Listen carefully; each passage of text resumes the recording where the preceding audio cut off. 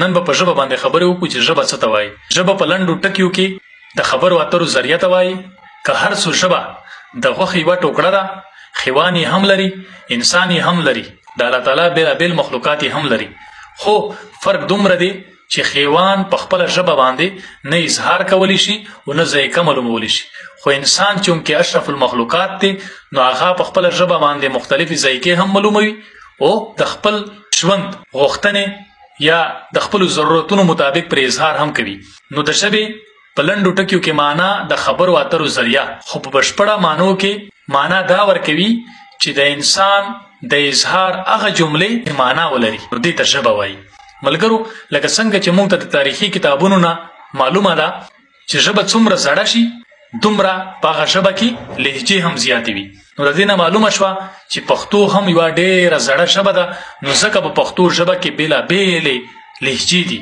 اوس دلته چونکې د لهجې ټکې راغی نو موږ به لږ په لهجه باندې هم خبرې وکړو چې لهجه څه ته وایي. لهجه په لنډو ټکیو کې د خبرو اترو انداز ته وایي، طرز ته وایي. که موږ سوچ وکړو نو پښتو ژبه یوه ډېره قدیمه ژبه ده، نو په دې وجه باندې پښتنو کې لهجې هم زیاتې دي.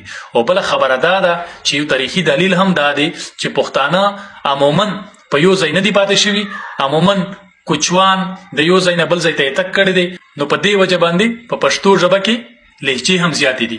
که موږ فکر وکړو نو په پښتو ژبه کې 3 غټې لهجې دي چې یوه کندارۍ ده چې موږ ورته برنۍ لهجه وایو، د لوی افغانستان لهجه ده.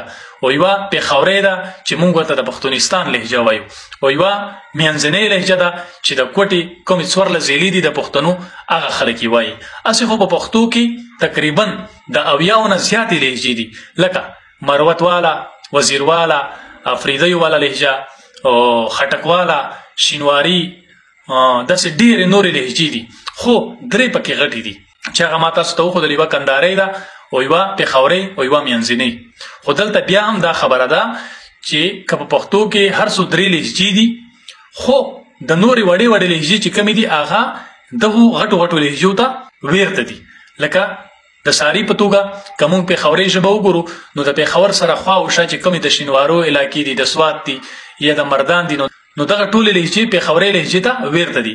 همداسې د وزیرو لهجه، همداسې د مروتو، بنوڅو، د خټکو لهجه یا د کوچنسیان چې دي، دغه ټولې لهجې کندارۍ لهجې ته ورته دي. نو دلته زموږ سره بنیادي غټې لهجې 2 راشي چې یوه کندارۍ ده او یوه پېښورۍ ده. خو بیا هم یوه منځنۍ لهجه ده چې هغه ډېره غټه لهجه ده، ډېر ویونکي لري چې هغه خصوصا د جنوبي پښتونخوا خلک وایي، هغې ته منځنۍ لهجه وایي چې هغه نه په خصوصي توګه نه کندارۍ ده او نه پېښورۍ ده، یو ځان ته بېل انداز لري. نو زما د ویډیو مقصد هم دا و چې ټولو پښتنو ته معلومه شي چې کومه ژبه څومره زړه وي دومره هغه ډېرې لهجې لري. نو پښتون قام او پښتو ژبه بیخي زړه ده. نو دلته ډېر دلیلونه داسې هم ورکوي چې ادم په پښتو کې د ادا نه وتلی ټکی دی، ادا پلار ته وایي او ادې مور ته وایي. همداسې بني آدم یو بل دلیل ورکوي چې بني آدم هم په پښتو کې انسان ته وایي.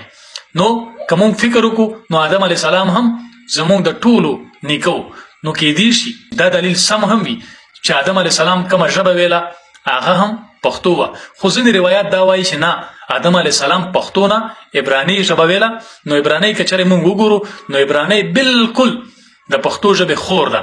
مطلب دا شو چې پښتو د عبراني ژبې نه وتلې ده. او ډېر په بدقسمتۍ سره زمون قام، پښتون قام، افغان قام دې ته پام نه دی کړی چې د پښتو ژبې خدمت وکړي او د پښتو ژبې دپاره کار وکړي.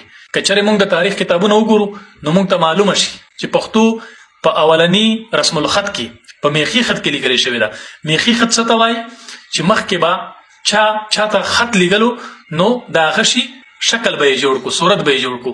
نو په لنډو ټکیو کې پښتو ډېره زړه او قدیمه ژبه ده.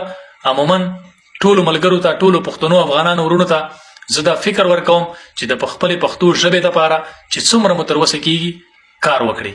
هغه که په کتابي شکل کې وي، هغه که په پرینټ میډیا کې وي، هغه که په الکترونیک میډیا سوشل میډیا کې وي، نو تاسو کوشش کوئ چې د خپلې ژبې دپاره، د خپلې پښتو دپاره، د خپلې مورنۍ ژبې دپاره تاسو کار وکړئ.